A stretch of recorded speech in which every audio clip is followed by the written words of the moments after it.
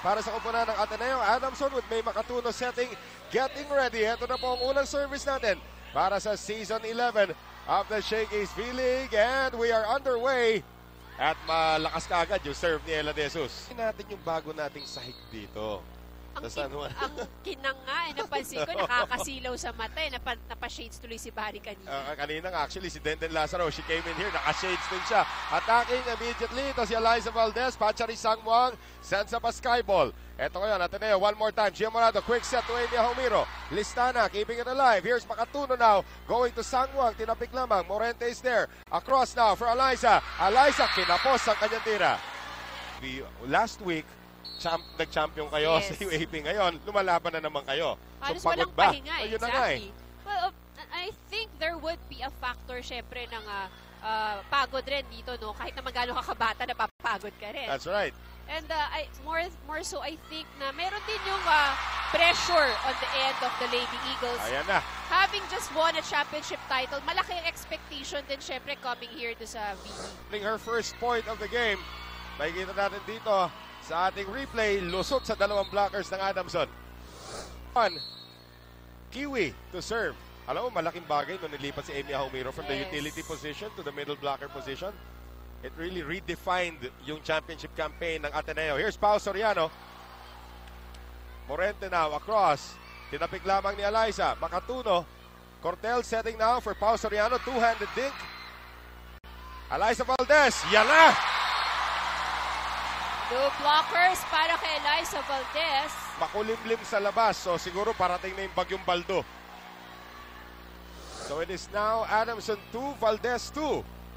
Tignan natin ulit yung tira dito ni Eliza Valdez. This time iniwasan niya yung blockers. Homiro once again serving para sa Lady Eagles. Homiro with a sharp serve.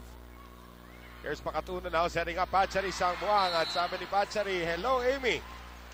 Battle of Thailand versus New Zealand. Ng Adamson during the UAP season as one of the assistant coaches of Sherwin Meneses. That's a good serve there from Pao. Gia Morado attacking.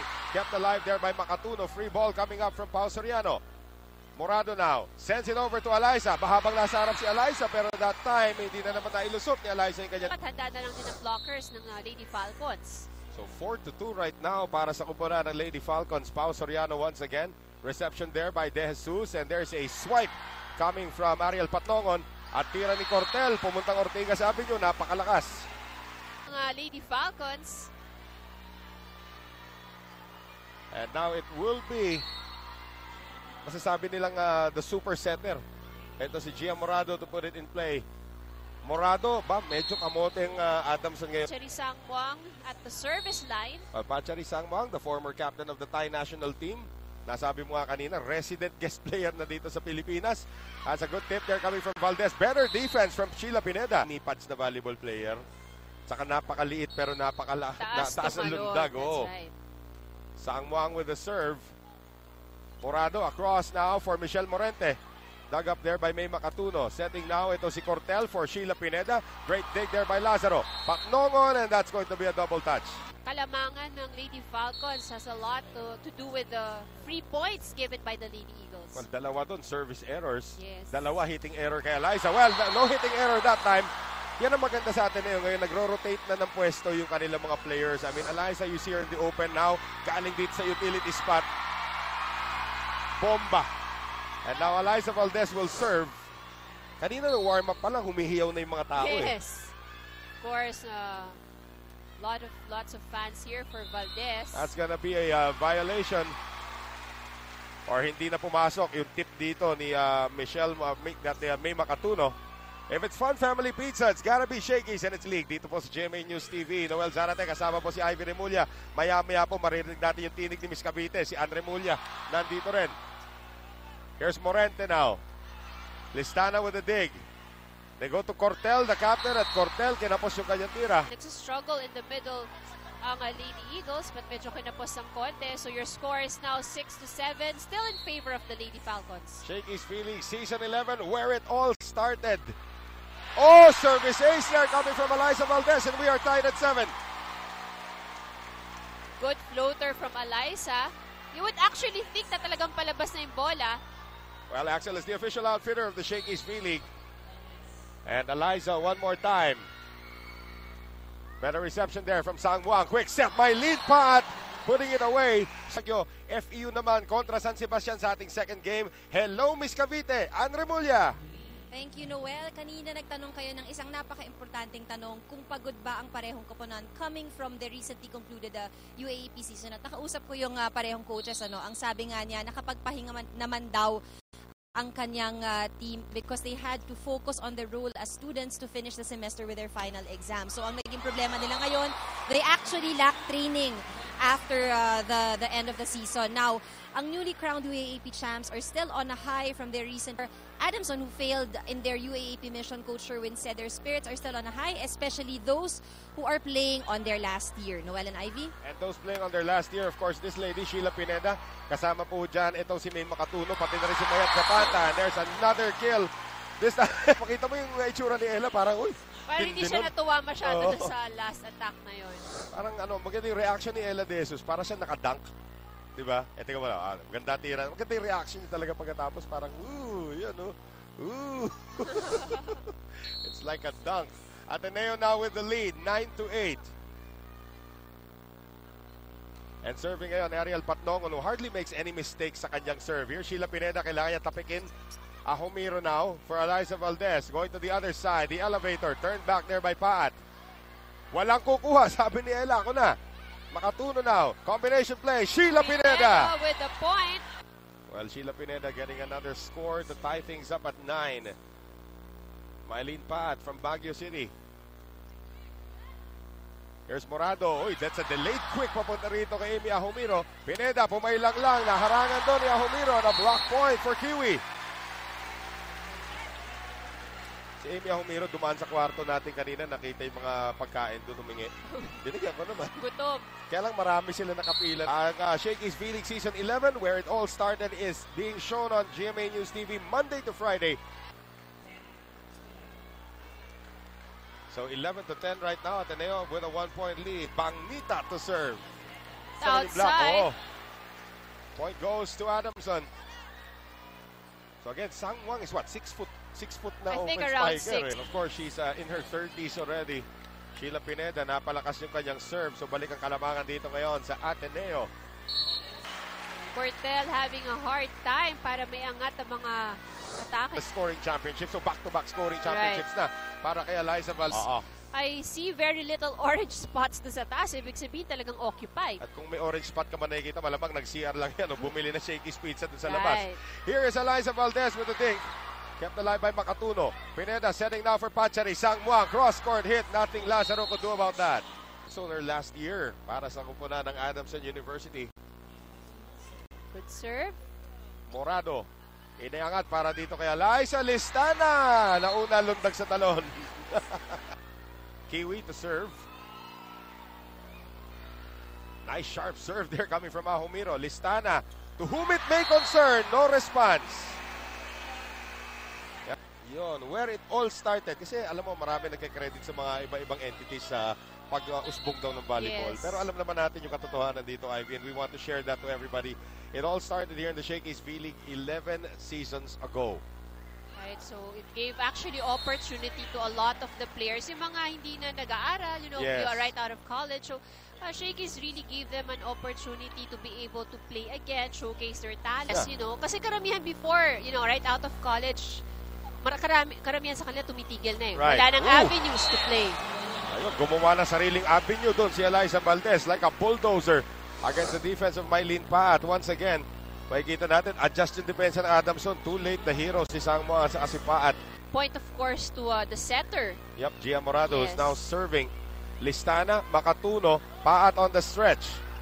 Ito kayo si Morado, back set. Hindi yata in-anticipate ni Morente sa kanya pupunta yung bola. Highland right now. Pero Parley Tupas, of course, doing also a very good job filling in for Coach Tai. Here is Patnongon. Makatuno now for Pineda. Nice block there from Patnongon. One more time around for Bang. This time, kachat na ginamit. Here's Morado. Eliza Valdez! Right over the blockers. Of course, that was a good set as well. Talaga to half cyborg nga na sinulat ko dati. Half cyborg, hindi napapagod. Yung mga tape sa kanyang balikat, miraculously nawala na. Wala na. And, straight into the net. Then transferred to Adamson. so And, now, isa rin siya dun sa mga yung parang wag mong i-underestimate Ay, ang naku. height. Because, she may not be that tall, but she can really leap very high. Like this girl right here, Bang Pineda. that's gonna be a net violation against Ateneo. So Emnas now will serve para dito sa kupunan ng Adamson. Nice sharp serve there from Emnas. Lazaro on the reception. Morado now sets up Morente. Kept alive there by De Jesus. Lazaro now across. It is a free ball para sa Lady Falcons, and they go for a combination play. Villanueva. At ito ngayon si Morado. Babawi si Eliza. Galing sa likuran. Dug up that time by Sang Muang. Back set. Amanda. Ay, ay, ay, ay, ay. Medyo kapos ang... Now, if you remember Ariel Patnongo nasa freshman and you look at her now, parang same person kaya yan. Di ba naalala mo yun? Yeah, right. Down the line hit there from Adamson. Cuts the lead down to 3 and another substitute. The Lebong Fasil, of course, doing the serving duties here for the Lady Falcons. Matalim na serve. Maraming pektus ang binibigay dito ni Kit Lebong Fasil. As evidence that time. Here's Morado now going to Morente. Dug up again by Lebong Fasil. Emnas, Pineda. Morado now going to the elevator. Sang Muang keeping it alive. Emnas. And the runner there from Pineda. We have a long rally ongoing. Morado back set. Morente. At hindi na maabutan niya ni Lebong Fasil. And there's Pa-out na rin naman yun eh. Yeah. But then sometimes, sabi nga nila, if you're in doubt, just get. Tuitions, I believe, already here in the first set. So now here is Michelle Morente. Good serve. Makatuno sending it to Pao Soriano. That's a good dig there from Morente. Ella De Jesus. Pineda. Makatuno leaves it for Pao Soriano. Once again. Ganda ng play na yon. From the same team. Parang amoy na ni Right. Makatuno. Nandun lang siya sa likod. At saka papunta na yung depensa kay Pineda. Right. There from Adamson, but they are still down by 3. Good serve there from Pineda. Good reception from Denden Lazaro. Eliza from the back. Stopped there by Lebong Fasil. Oy, collision there between Soriano and Pineda. And Morado drops it in. And how many times have we seen her do that? Very smart setter who used to be an open spiker out of the Colegio of San Agustin in Makati. Another timeout here for Adamson.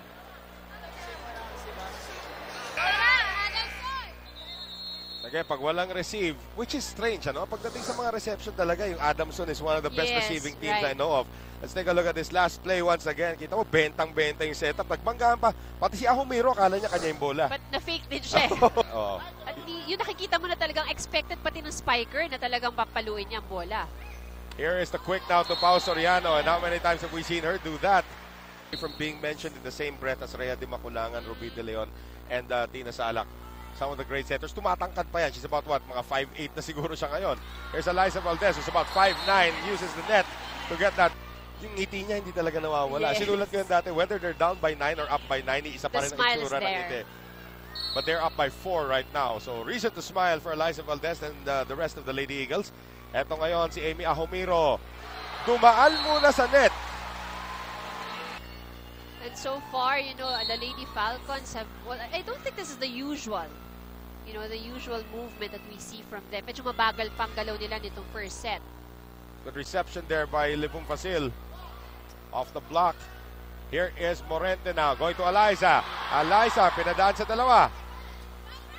And that's too near. And Pao Soriano and Sang Muang not on the same page. So an error against Adamson gives Ateneo the first set. 25-19.